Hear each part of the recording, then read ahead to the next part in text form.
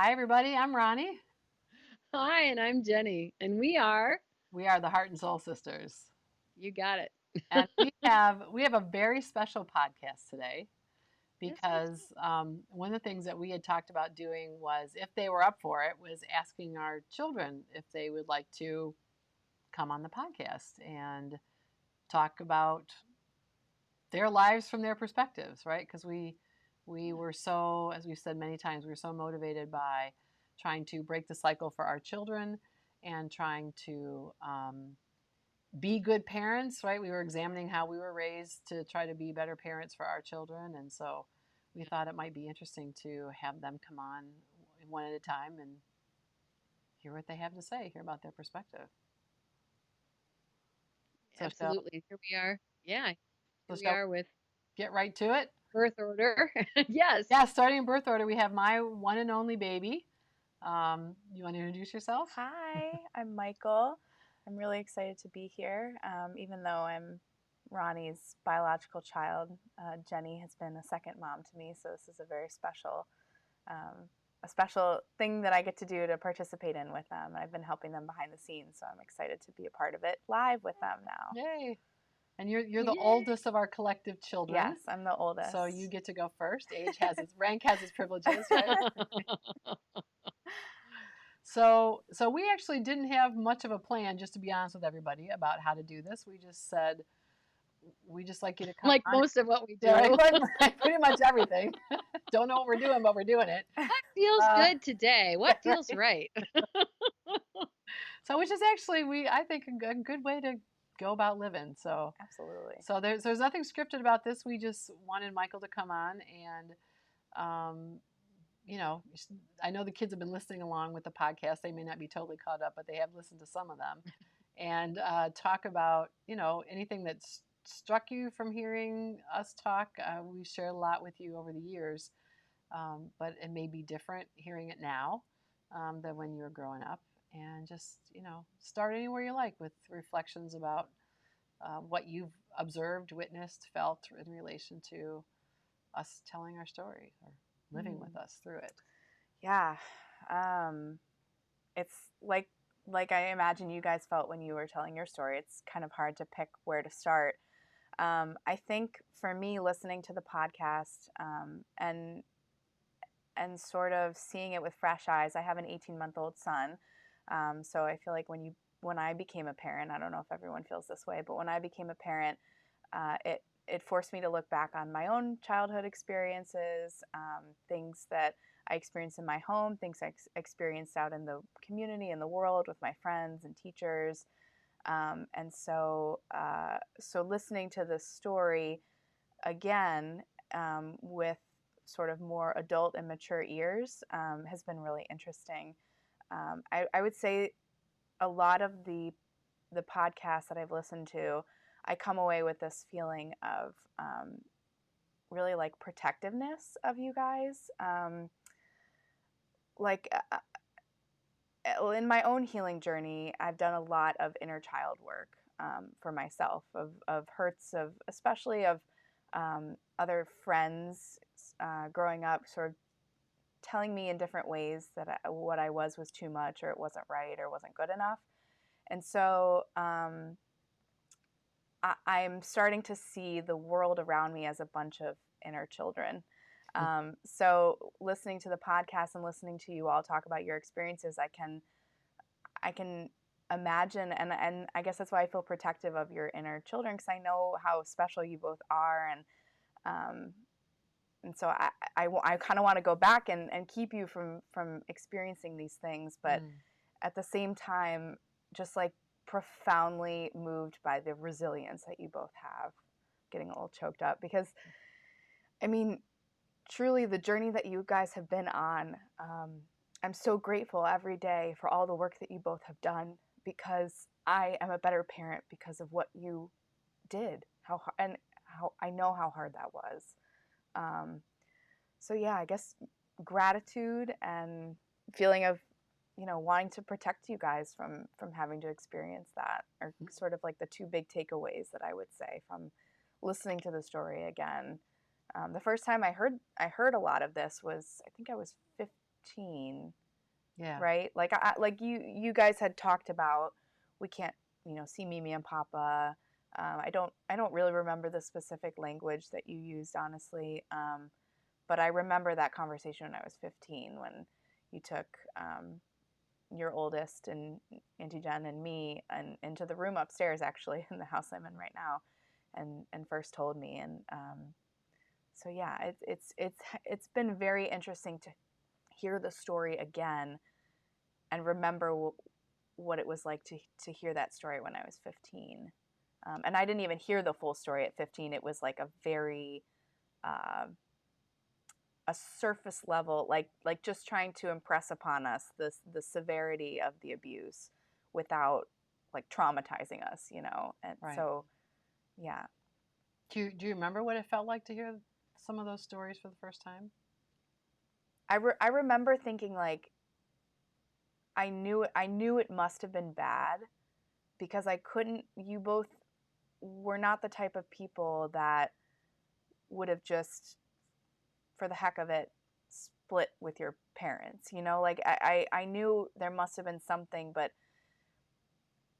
I don't remember questioning it. I don't remember feeling like I needed.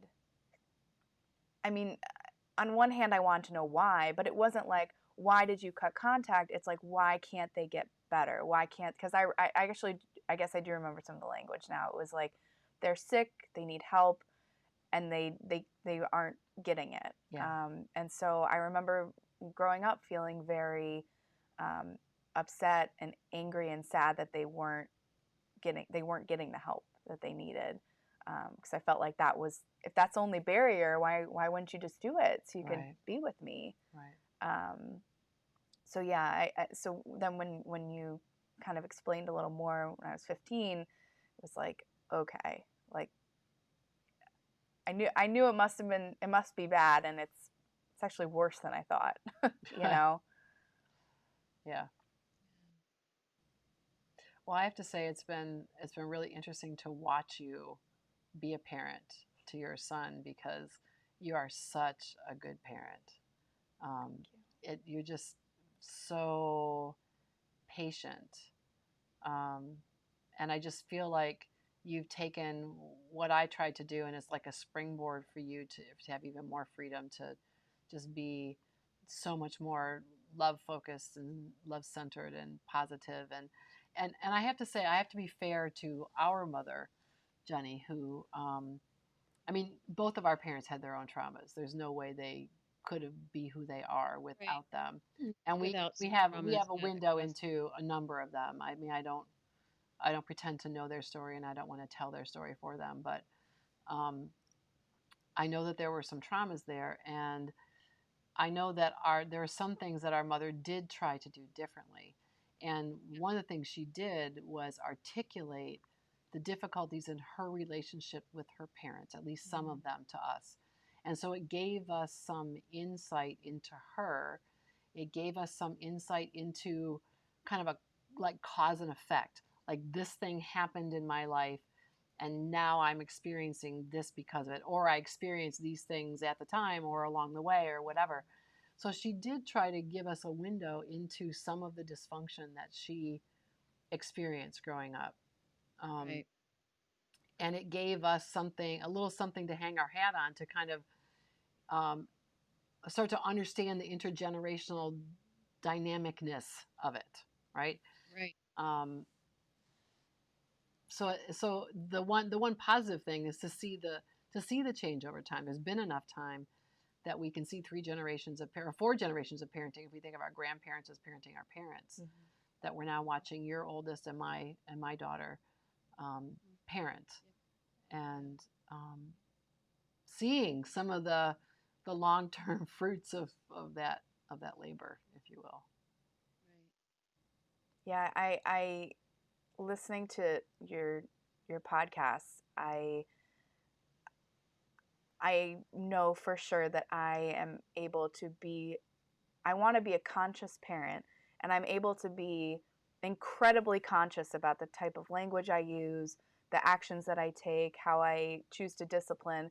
And I know that I'm able to do that because you guys have worked through a lot of that intergenerational trauma. Like there are some threads still that I through my own healing, I know that I've inherited, and that I'm a part of this narrative, and it's not my job, but I feel ready to release it so that then for my kids' generation, they might not have to. So it's this appreciation that even though I have my own healing journey to go through, and I've had some big things I've had to shift and move and sit with, a lot of discomfort, that it's nowhere near what it would have been had you not seen the light, in a way, like had you not seen that you didn't want this to continue.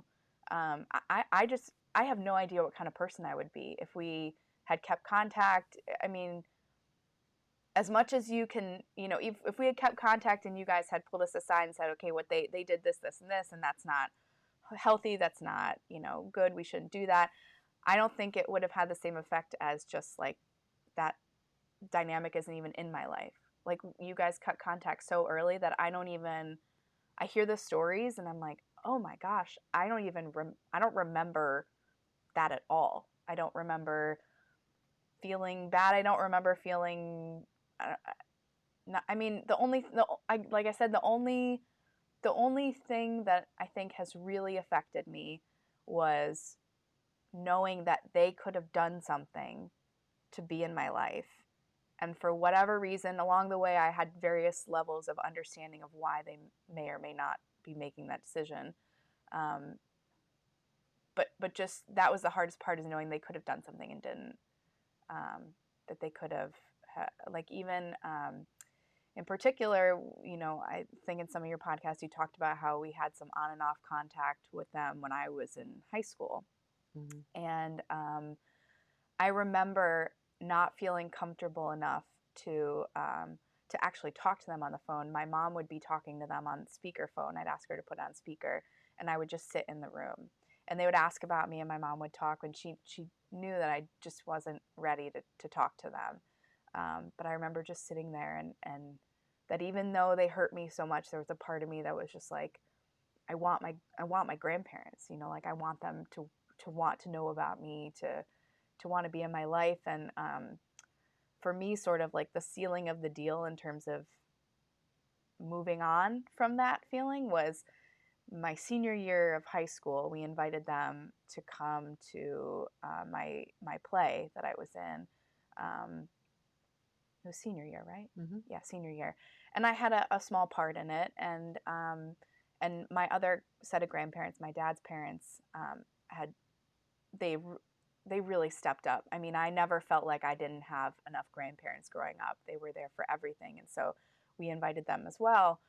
And Mimi and Papa, your parents, decided not to come at the last minute. And we think it's because they were embarrassed of the fact that my other set of grandparents had been there for everything, for every soccer practice we invited them to. And you're forgetting what they said. We invited them and they said they would come, and then when they found out that your dad's parents were coming, they called back and said, we're not going to come. And I said, why? And said, well, we didn't know that, the other set of grandparents were going to be there, and we have no way of knowing what you have told them. So they made it clear that they were embarrassed, ashamed, couldn't face whomever. Like they were just imagining what I might have told them. And actually I told them a lot, because I felt like I had to justify cutting my parents out of my life. I mean, what kind of hateful, rotten person does that? So I did have to tell them a lot of things, to say, look, this is how bad it is. And I think for a lot of years they still didn't quite get it. But you're right, Michael. They were there for everything for you. And it's a hard 8-hour drive between where I grew up and where they live now. And they would take off after work on a Thursday night and come, get there on Friday and be there for Friday night, Saturday performances, whatever. They would come for a soccer practice. Like it wouldn't even be a game. It'd be like, oh, on Sunday morning she practices soccer. They're like, oh, tell us which weekend to come, and we'll come. And yeah. So that, I forgot about that. About that.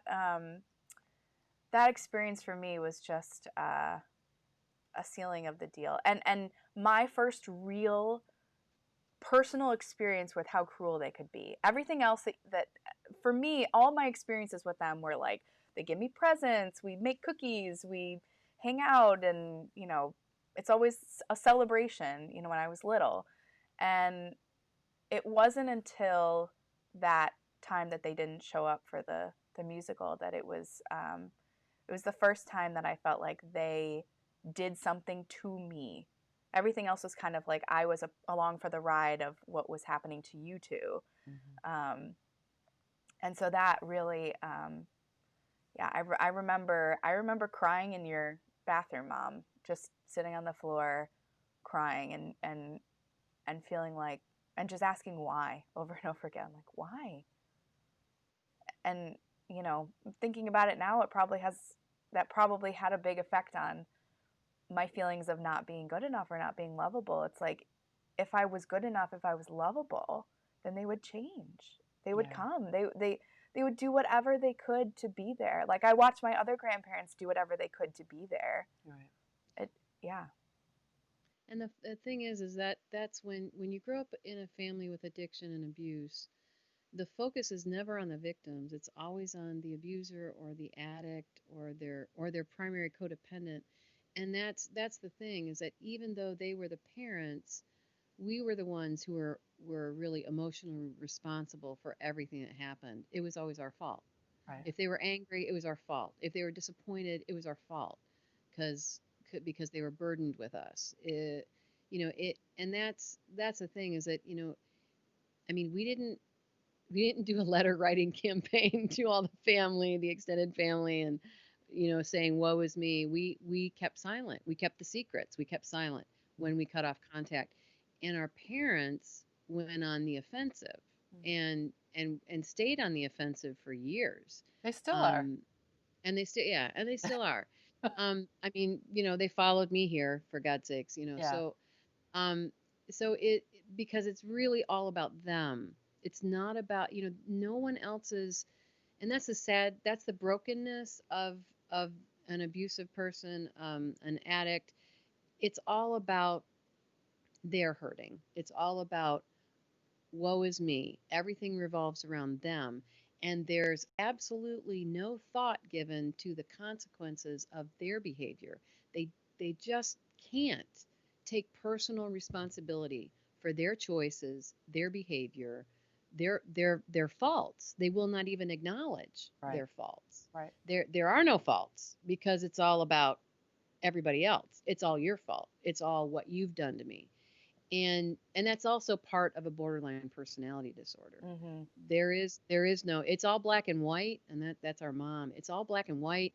You're either for me or against me. Right. And if you're not totally for me and telling me how wonderful I am, then I'm creating chaos to keep everything all churned up, so that the focus of stays off of me and my stuff. And that's why it's so difficult when you're talking about not just the abuse, not just the addiction, but also the narcissistic and the borderline personality disorder brought into that. Yeah. It's like you can't even agree on what reality is. Right. You can't even agree that, it's like, if I cause you injury, if I'm insensitive or selfish or whatever, I at least I will acknowledge, okay, I screwed up. Because if you can't acknowledge, I screwed up, I hurt you, how can I make this better? There's no way to move forward, right? Right. Yeah. So and sitting back on the outside, of this whole interaction that was going on, because I was still not having contact. I was just my heart was breaking, because I'm like, man, here's Michael on the receiving end of it's all about them. Yeah. And that was part of what we really wanted to protect you guys from, was Right. that they can do no wrong, they can say what they want, they can stir people up, they can create their own spin. But Ronnie, what have you told the Tishners? It's Right. like, wow. really, it's, but because we're not allowed, man, we're not allowed to speak our piece. We are supposed to be the dutiful daughters, the dutiful children, and keep our mouths shut because that's our job. Yeah. That's your job when you're the scapegoat or the whipping boy, right? That's your job, is to keep your mouth shut. And we still were doing that even in our recovery. Yeah. We still were keeping our mouth shut. Mhm. We were still afraid of the stigma, didn't want to upset anybody, Right. didn't want to make anybody feel uncomfortable, Right. Right. don't, it's and that's why abused women stay in abusive relationships, man. Nobody wants to hear you're Right. being beat up. Nobody wants to hear it. Yeah. And it's a rare person that says, tell me what's going on. I want to help. I It, want to Not support. because I they're want going to to go tell support you. everybody what they right, know. right. Exactly. It Not takes because I'm going to collect information so I can go gossip all over town. right. Right. It How takes can a I help you? special type of person to be able to sit in Yes. that discomfort, which Yes. which which I To think sit is with that pain. which I Yes. think is why all of so like you, Auntie Jen, and your children are my only family that I see on my mom's side. Yeah. Like you're it. And we have like a fierce closeness that Yeah, we do. cannot I haven't seen a family as close like and it's not that we know everything about our day-to-day lives, it's just that we have this like fierce love and bond where no matter what happens, like we show up for each other. We have a text chain where we call each other the soul tribe, and Mhm. it is like every other day, every few days, somebody's like, hey, I'm having an issue, can somebody who's available for a call, or we'll Yeah. send a video of like, hey, this is a problem that I have, can somebody help me? Like we just are there for each other. And I think that having moms that have sat through their own discomfort made it incredible for us to go through our own healing in terms of our relationship with Mimi and Papa, or lack thereof, and even our own struggles in our lives, because you both have become so good at sitting in your own, can we swear on this? Just don't use that Sure. word. Okay. Sitting in your own shit. You've gotten really good at sitting in your own shit, sitting in each other's shit. And so you're like, I remember being just like heartbroken when they didn't come to the musical, and like, mom, you just sat there with me and you were like, it sucks. This is why we did what we did when we Yeah. did it. And it was like, okay, I get it now. Like, this sucks. I'm really glad that this is like a one-time thing I'm experiencing and not every holiday, All every your life. birthday, every, Yeah. whatever. Um yeah, that that that experience for me was like, okay, I see what you guys avoided for us. And thank you. I don't know if we say it enough, but thank you. I I just recently, want to touch on. Go oh, go ahead. ahead. No, I wanted to touch on what you were talking about our the fierce love and the fierce, connection and loyalty that we have for each other. I mean, that has been a lifeline, I think, Yeah. for us. And I know, Ronnie, we've talked about that, about being um, sisters to each other, and also taking turns kind of being mothers to each other. Yeah. And I feel the same way about our kids. Michael, you're like my fifth child. And I know that all four of my kids look to you as a big sister.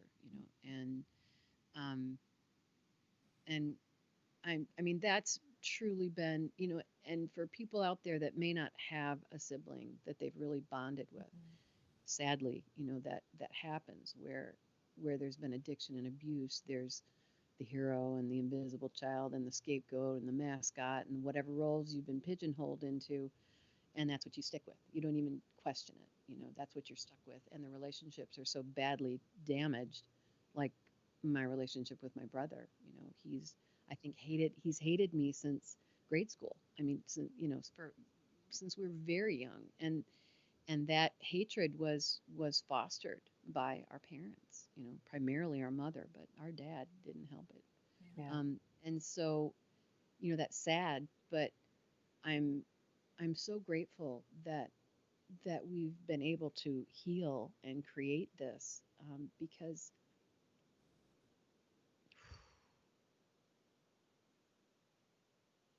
I can so easily see how I could have been so lost without each of you.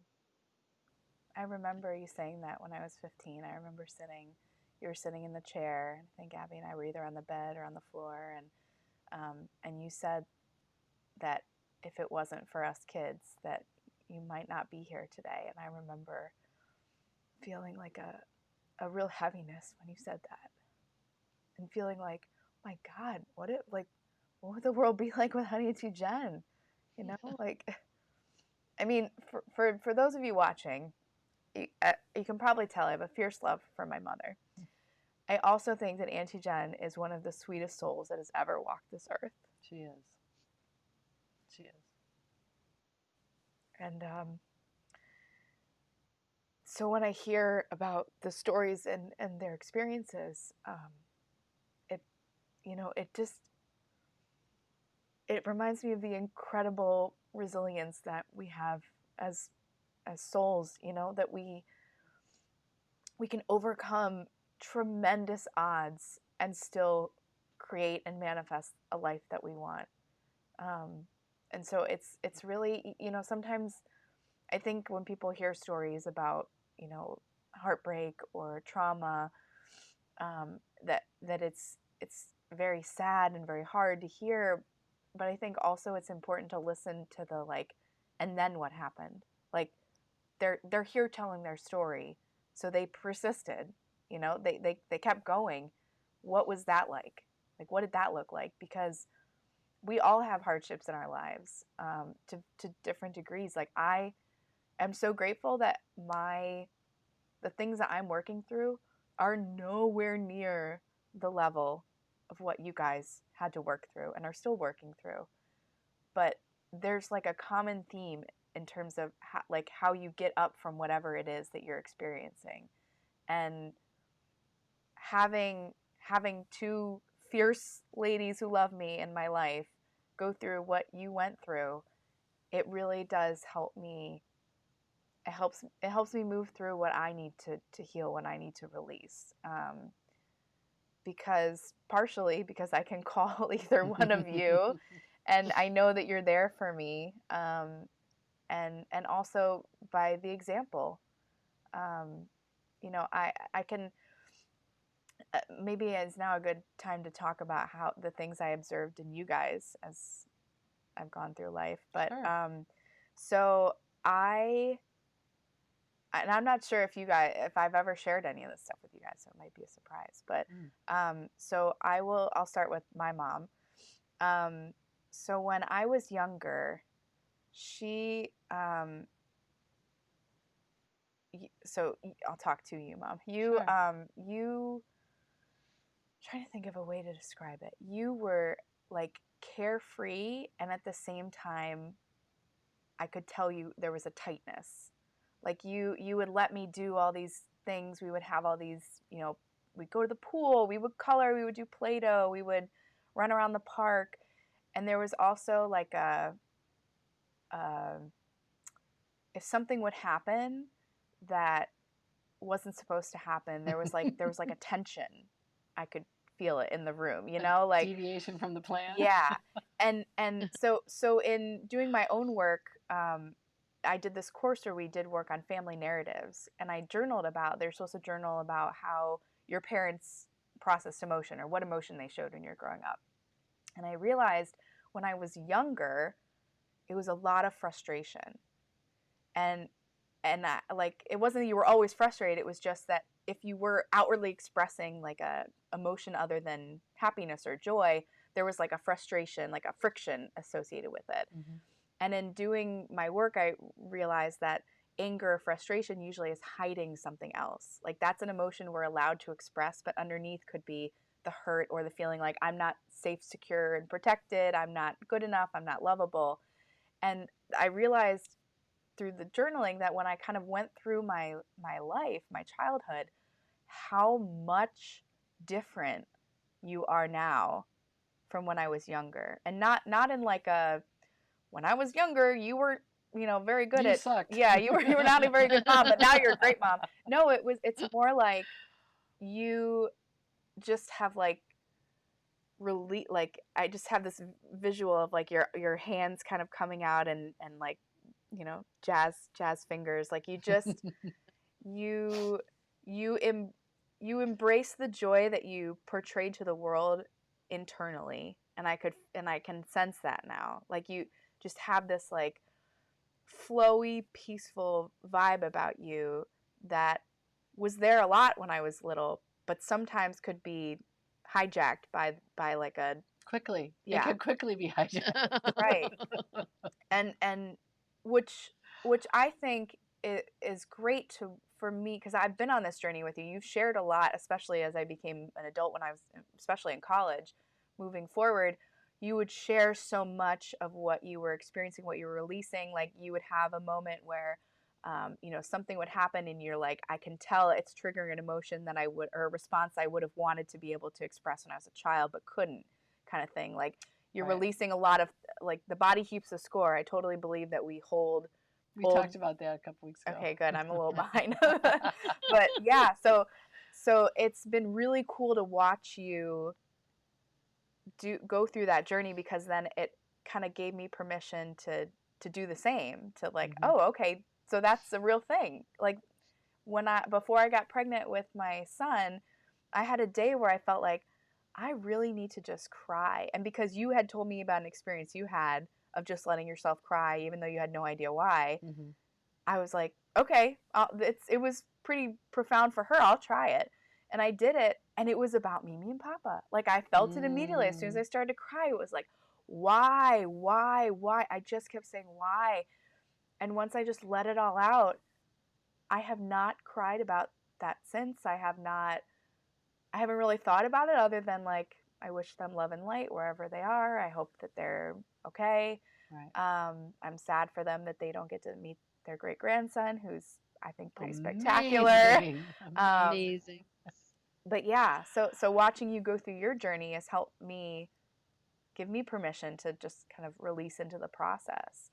Um, and and you know, shifting over to Auntie Jen, I would say probably about the time that you were finishing the animal communication um, training that you guys did. How long ago was that? A couple years ago. Last year. Really? It was last summer we finished it. Was Yeah. it last or 2 years? Was it? Oh, Maybe. 2 years ago Was we it went to last the summer? first workshop, and then we took a year to Maybe it was complete after the training. workshop. I think it was 2 years ago. It was after the workshop. Oh yeah. And there was this like, I guess I didn't talk about what you were like before, but for me that was your butterfly moment. Like you, growing up, I remember you would talk about how you felt insecure. You know, you're like, I think one time one of your kids was giving you a hard time about putting on makeup or doing something, and you're like, I do this to make me feel better about myself, and like, you know, back off, kind of like, this is my self care in a way, you know, like, Yeah. and then after that um, workshop that you guys went to, there was just this like, screw it, like I'm me, I'm here, I feel called to do this thing, I'm gonna do it. And that's when you guys were like, we're gonna sign up for this course, this is gonna change our life, we're on this new path, like we've shed all this crap and we're ready to go. And every time I see you or talk to you or hear from you, there's like more and more, like the undertone is, this is who I am, like you're unapologetically you in a way that I didn't feel when I was growing up. I felt like you have always been a glowing, beautiful, positive person. Like people who meet you, I think, would never in a million years guess the kind of upbringing that you had and the path that you've been on, because you are always just, you love with your whole heart. And people see that. People are drawn to you because of that. But recently, there's like the love that you were giving outward to the world. It feels like you are finally like soaking it up internally.